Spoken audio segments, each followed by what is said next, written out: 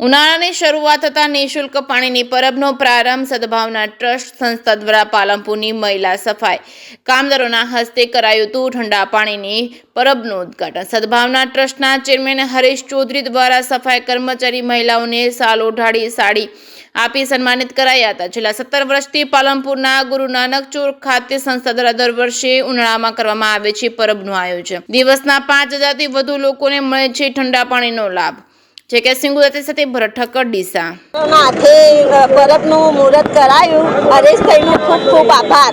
કેટલા સફાઈ કામદારો હતા? અમારે લગભગ 10-11 જણા હશે સાહેબ।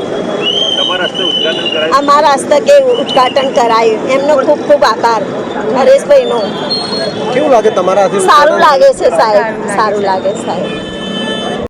સતત 17મા વર્ષે મિનરલ પાણીની પરબની શરૂઆત અહીંયા પાલનપુરના મધ્યે પાલનપુરનું હાટ કહેવાય એવા ગુરુ નાનક ચોક મુકામે સદભાવના ગ્રુપ ટ્રસ્ટના માધ્યમથી આજે કરવામાં આવી છે।